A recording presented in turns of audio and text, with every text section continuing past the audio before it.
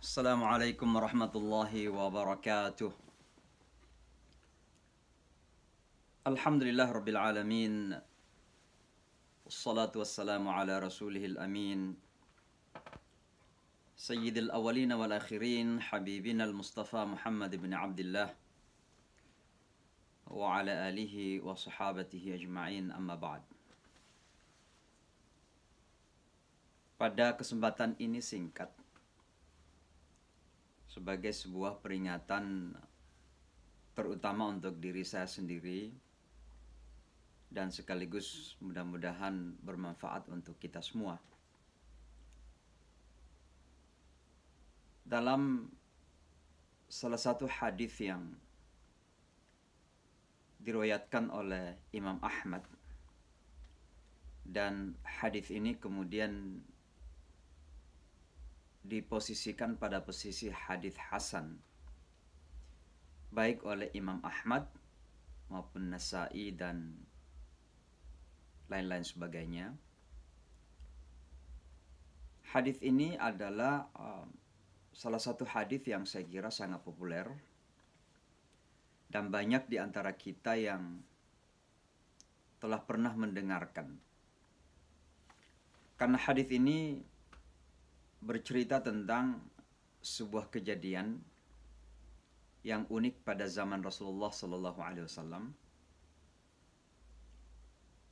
Tapi kejadian ini justru juga memberikan pelajaran penting yang bersifat praktis, tapi sekaligus menjadi kebutuhan kita sehari-hari.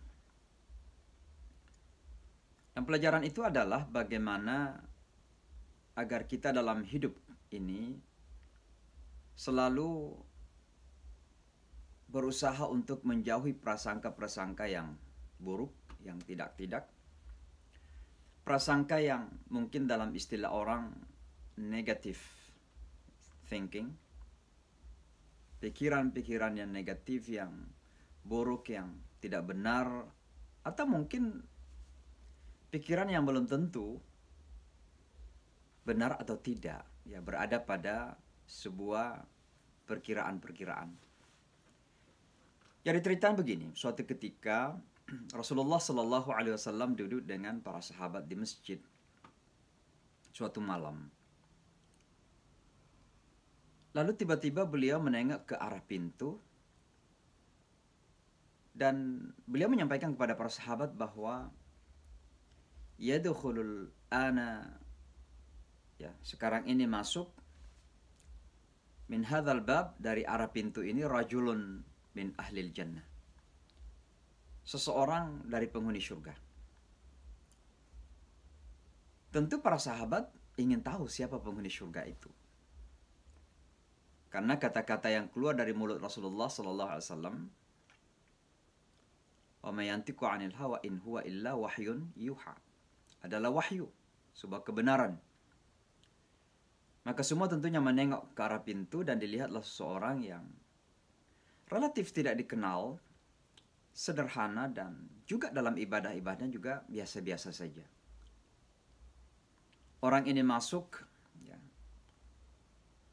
kemudian melakukan sholat sunnah 2 rakaat, dan lalu kemudian pulang.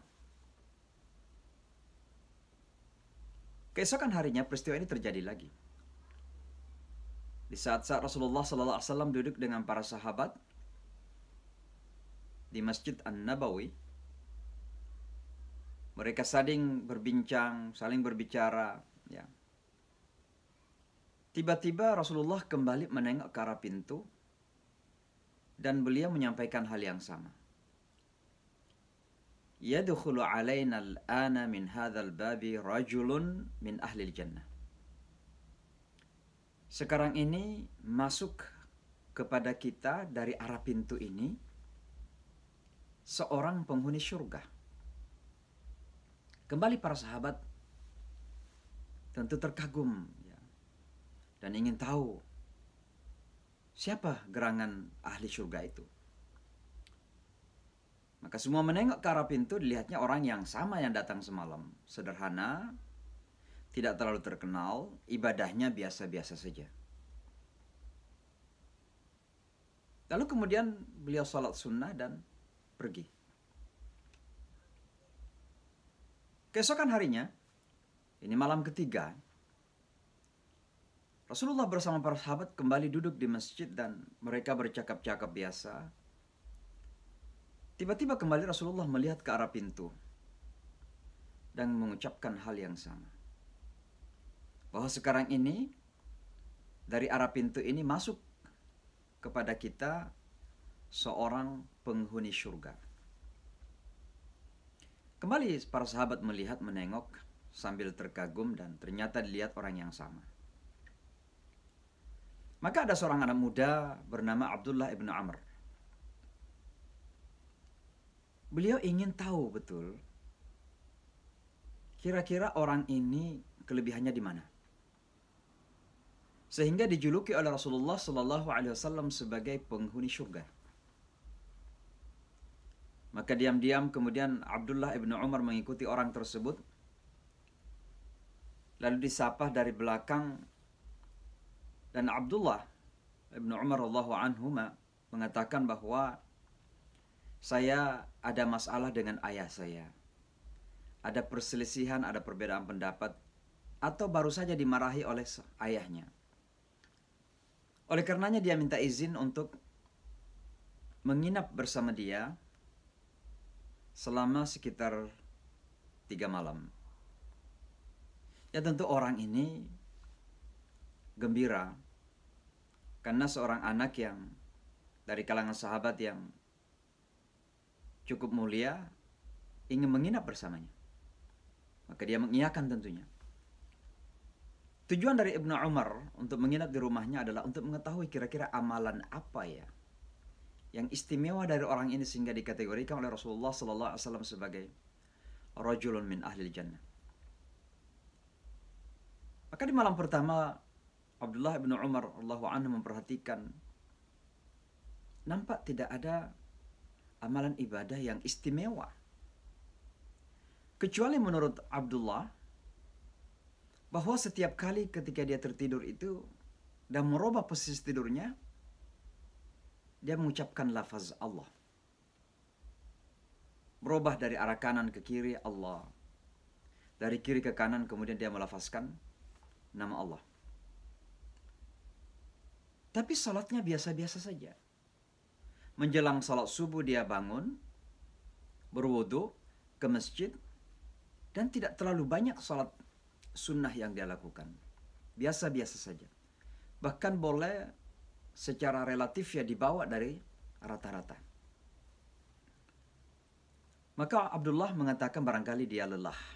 Maka malam pertama dia tidak melihat suatu amalan yang istimewa. Di malam kedua dia memperhatikan hal yang sama terjadi.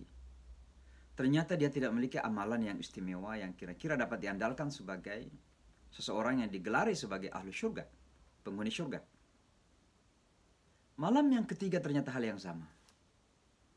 Maka dalam hati Abdullah bin Umar ada kekecewaan.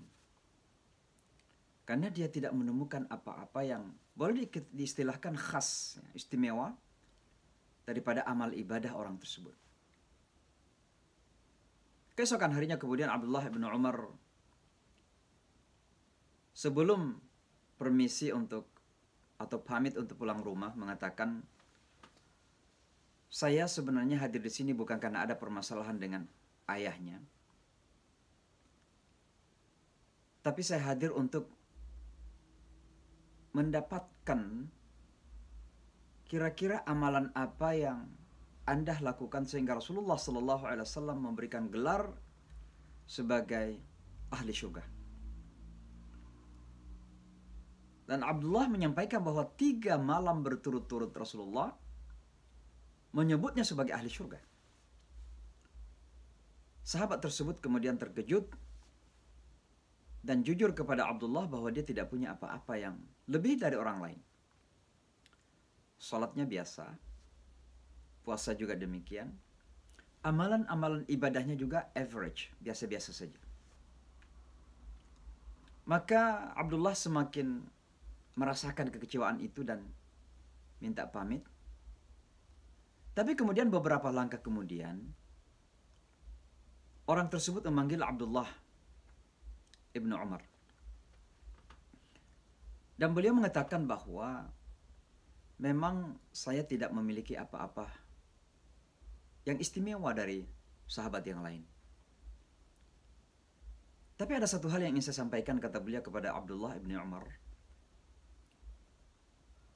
Dan hal itu adalah bahwa setiap malam sebelum saya tertidur di malam hari, saya pastikan bahwa saya tidak tertidur kecuali setelah saya hilangkan semua prasangka-prasangka, perkiraan-perkiraan buruk, atau yang tidak-tidak, atau segala penyakit. Dalam bahasa hadis ini ghil, penyakit dengki, hasad, kebencian kepada orang sebelum tidur di malam hari. Sehingga menjadikan saya tertidur nyenyak dan lapang dada. Beliau mengatakan barangkali hanya itu kelebihan saja, itu kelebihan saya yang bisa saya sampaikan. Apa kata Abdullah bin Umar? Itulah kelebihan yang sesungguhnya kita semua sedang cari. Dan itulah kelebihan yang sangat susah untuk kita laksanakan di dalam hidup. Kita bahkan bisa menasihati orang untuk bersih hati, untuk tenang, untuk tentram, untuk merasakan qanaah, kepuasan. Tapi kita sendiri merasakan kegersangan, sumpek dalam hati kita. Kerap kali ada ghil, hasad, dengki, dan sakit hati kepada orang, atau prasangka-prasangka buruk kepada orang, atau minimal prasangka yang kita tidak pasti benar atau tidak. Dan oleh karenanya, kalau saja kita bisa mengikuti jejak sahabat yang sederhana ini, dalam satu hal ini, maka mudah-mudahan kita termasuk orang-orang yang bisa mendekati untuk dijamin, walaupun tidak terjamin, masuk surganya Allah Subhanahu wa Ta'ala. Dan oleh karenanya, mari kita berusaha setiap hari, setiap malam, sebelum akhiri hari kita, sebelum kita beristirahat, kita kosongkan pemikiran kita dari segala prasangka-prasangka yang tidak baik yang dikenal dengan su'udzon, dari segala pemikiran-pemikiran negatif atau negative thinking. Demikian juga ragam ketidakenakan dalam hati, penyakit-penyakit hati dari hasad, dengki, jealousy, iri hati kepada orang. Kita hilangkan semua itu dan kita kosongkan, kita bersihkan batin kita. Maka insya Allah dengan izin Allah, kita akan bisa nyenyak dalam tidur, beristirahat, dan keesokan harinya akan kita bangkit dengan rasa yang segar. Kita akan bangkit dengan rasa yang nyaman, rasa yang damai dan tentram. Karena kita memang tidak memiliki beban apa-apa. Sesungguhnya penyakit-penyakit jiwa, penyakit batin, pikiran-pikiran yang tidak-tidak itu adalah beban. Dan oleh karenanya sesungguhnya orang yang memiliki beban-beban itu, mereka sedang menyakiti diri sendiri.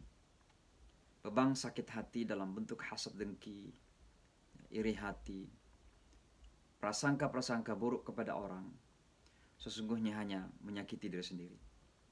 Dan oleh karenanya mari kita belajar semua untuk berusaha membersihkan hati dan jiwa kita dari hal-hal yang seperti ini. Mudah-mudahan Allah menjaga kita.